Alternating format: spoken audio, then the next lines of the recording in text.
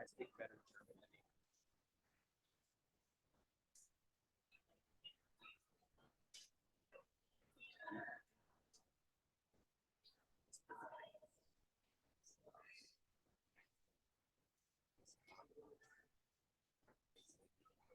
He is.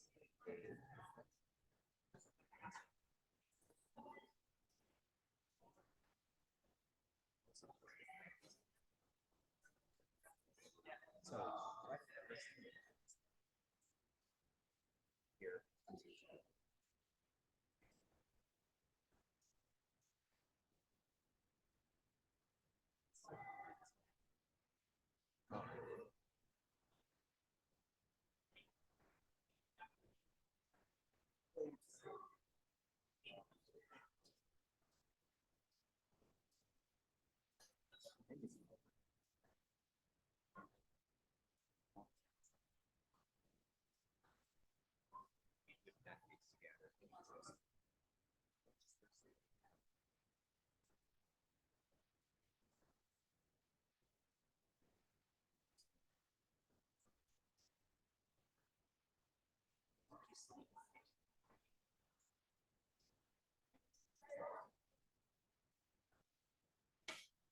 We appreciate your sharing that.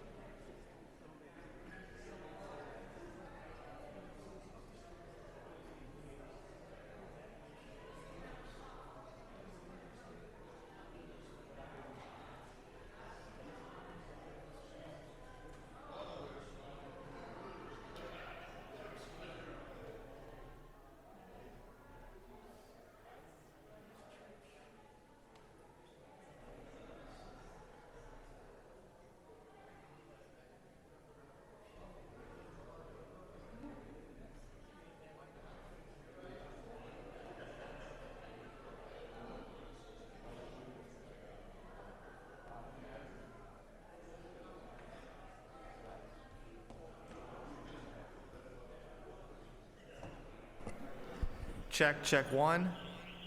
Check two. All right, it comes through.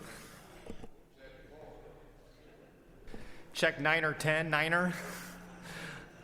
Landing approved. And then those should work too.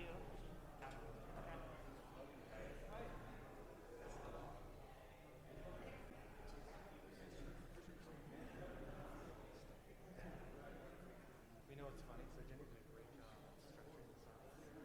structuring this up. Let's just point it up. And then, we kind of, like, this kind of joke aside, so I'm like, filling you in on, like, how the sausage is made, but I really appreciate it. We had a lot of fun. What's going to be everyone? Let's research that. We had fun figuring out what's going to be important. Thanks for playing up. Check one. All right.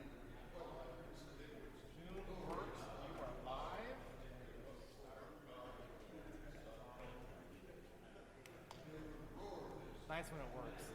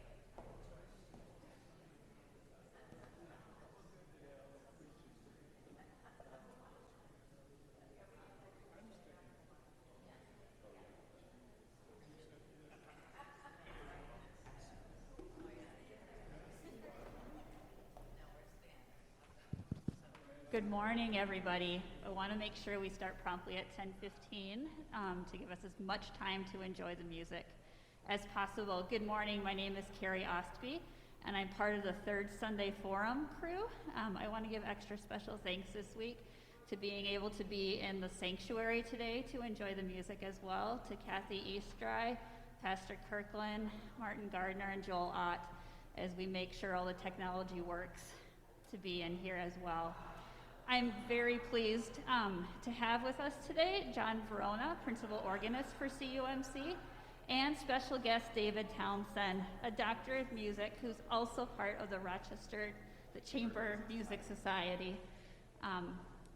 It's a wonderful treat to be able to, as we go into the Advent season, to learn about the blues musical tradition and to really reflect on stories of resilience and hope. And I'm very extra pleased today to be part of the Third Sunday Forum, and then that we'll get to also hear others during the Advent Organ Concert Series, December 5th, 12th, and 19th, as we also reflect on blues music and longing of hope of the Advent season. And now, without further ado, I'll present John and David. Thank you very much. Okay, let's have fun. Blues music. Now, welcome all to the church. And today we're not going to be able to tackle all of the aspects of blues music and its history because it is a very complex topic. But we're going to be touching important highlights of the blues era, how it evolved, and how it's applied to church music, gospel music. And can you hear me clearly? Because I cannot hear myself here. That's kind of odd. I'm already that close to a microphone. Okay, a little louder. Sure. Test, better? Okay, thank you. So where was I? Okay, blues music. Okay, this all started in the South, as we all know, which is blues music today. But in a sense, blues music has its roots actually originally from where? Could anybody guess? Africa. You are exactly right, and that is correct. But during the birth of the blues, we all transitioned eventually using some of this. Believe it or not, you can find blues in our hymns. And today I just demonstrated that by introducing the pattern of blues form in the introduction of the first hymn. Some of you have noticed that. We call it sometimes the 1, 4, 5, 7 pattern in music theory. But let's not dive into a lot of jargons and details of that, because I want you to just really understand how easy it is to find joy in applying blues, whether you're singing, you are playing the piano of a regular diatonic form. Did I just say that? I'm trying to avoid that, my friends. Just a regular chord, let's put it that way. Scale, for example. There you go. Thank you, David. Just like that, and then we could twist it into the blues later on. In a scale. That's the scale. Give me a little blues scale.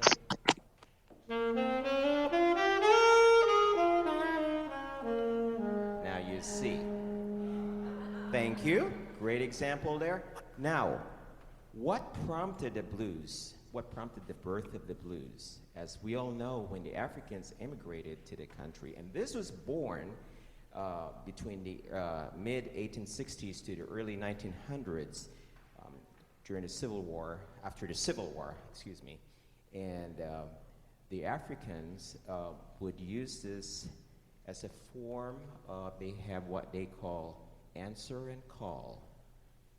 They would be singing blues in the fields while they were working, just to make their day go a lot faster and easier. And there's so much talent that most of us do not know that we've actually inherited. Most of that are found in a lot of blues music, rock music, pop music. So I could actually say it's been part of the foundation of today's music. Believe it or not, blues. So with not a lot much talking here, I would love to introduce to you a very good friend of mine, and he's also a regular here at our church. A colleague of mine, professional clarinet and saxophone player. He is also an expert in music theory, but he is going to simplify that for us today so that we can understand blues and how we apply that in our music today, whether it's gospel, chants, or just a simple form of music. Yes, thank you. It's great to be here. The blues really is the beginning of the evolution of jazz. And if you can think of it that way, that's really what started the whole blues of the United States. That's what started the whole jazz idiom. And it's just remarkable that no other country did it, or it didn't evolve anywhere else except from our country here. So it's really one of the forms of music that we can call our own in this country, which is really, I think, wonderful. Okay, what we'd like to do is first is play an example with a chord that you might hear in church or in classical music, and then we'll play, well, I'll do one at a time. So the first thing would be just a melody with a chord, like we just did. Okay, example one. Example one. Example one.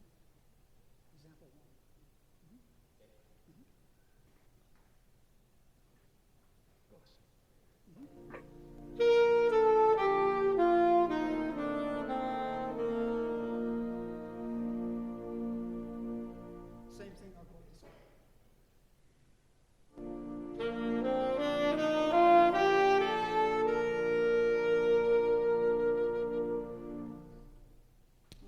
Okay, now it can also be done with two chords. Do the same thing with two chords.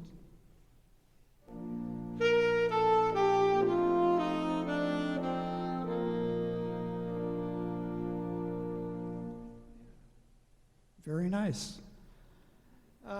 Now, let's try one with the notes of the scale that I played altered in a blues style, or what we actually call the blues scale nowadays. We actually have terminology with blues.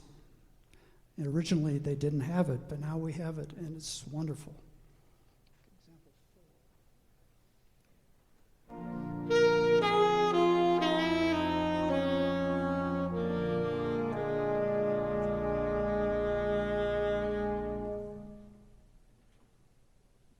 Who that guy is. So you can say, I like the first one better than the second, or the second one better than the first. You know, it's a personal choice. You know, but some people like the refreshness of the altered scale opposed to the regular major scale. It's just a personal choice.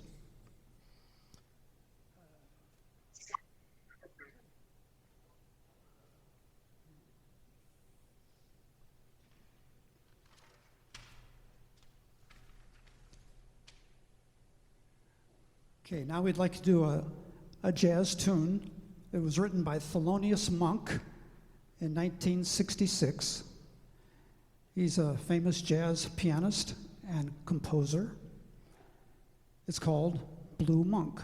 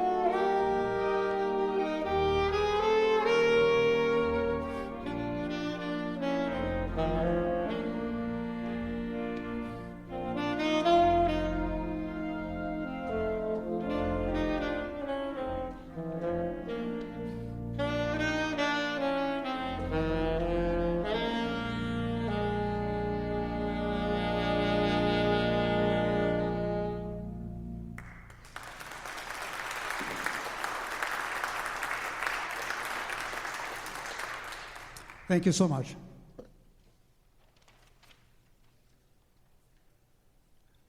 The next one we'd like to do is a piece by Duke Ellington, and Duke Ellington has a tune in the hymnal. And you can all look it up and follow along if you'd like. Number 728. It's called Come Sunday.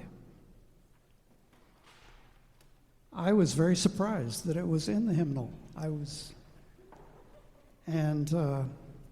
But it's really there, and it's a very standard tune, ballad, that is used by jazz groups ever since he composed it in 1966.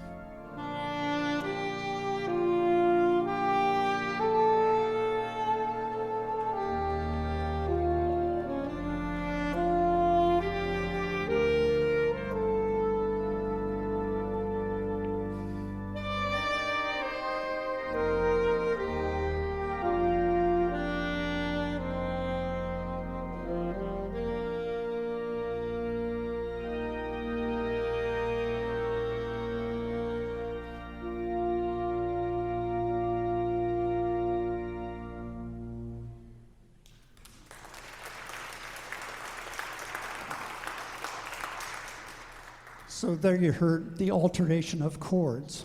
You hear beautiful chords. I mean, and we just don't hear that in most hymns. But here's one written by Duke Ellington. Beautiful chords. The alteration, which came from the blues. Now the next thing we're going to do is a tune which is also in the hymnal. It's called Soon and Very Soon. It is number 706, if you'd like to follow. If you'd like to sing along, also, there's an introduction and there's a little interlude between each verse, but we do the 3 verses, and then there's a tag at the end, a coda at the end. You're welcome to sing along. We're going to have John play the piano this time.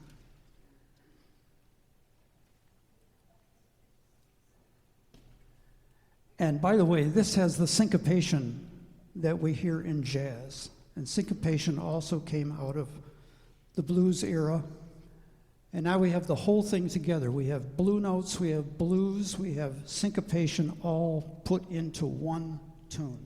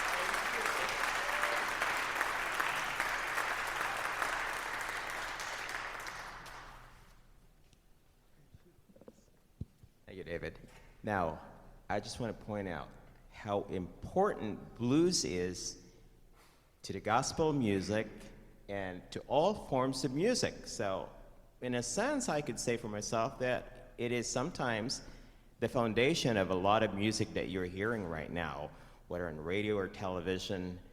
There is blues in the background. If you analyze the pattern, some of them are very subtle, but it's what makes the music so expressive. It just adds a little oomph, I'd say. Right? Would you agree? And thank you also for singing with us. I could feel some of you were tapping your toes and fingers. That's what blues does to us.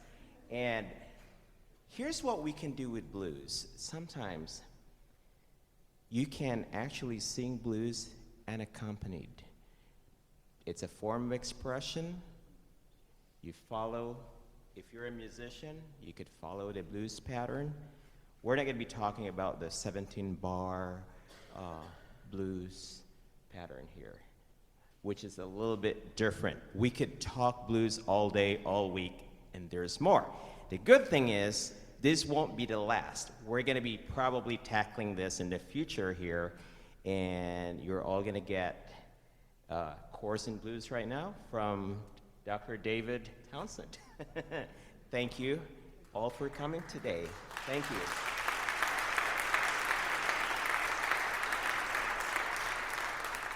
Okay, just for fun. Just one hymn. Say it out loud. We're going to turn this into blues. I'm going to show you, and David could just like play this from the top of his head. Come on. Say it out loud. I can't hear it. How firm a foundation? Oh.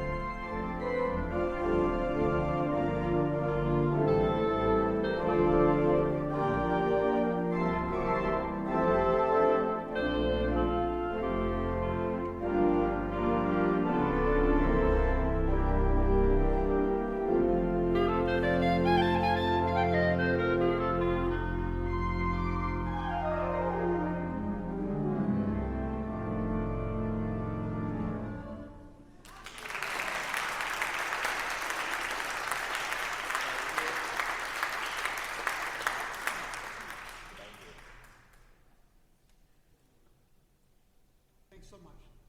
Thanks. And that concludes our crash course and forum today. And if some of you have to attend the ECC service, you're free to go. Others, feel free to ask questions. This is a forum. This is a very informal class. So we have 2 minutes more if you have any questions about blues. Silent Night. Yes, we're into Thanksgiving now and Christmas spirit. Why not?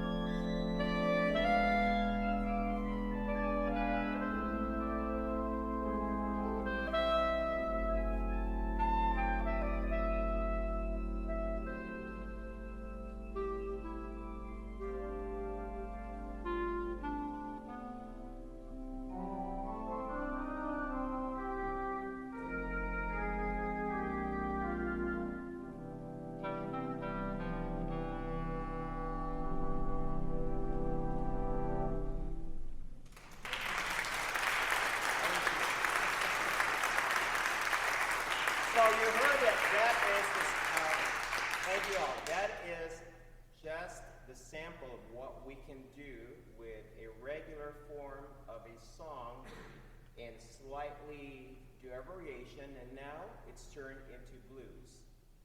And after blues, you know what came next? Exactly. They found a way, oh, we could do a variation, but just adding syncopations and changing the rhythm, and jazz was born. That will be another time.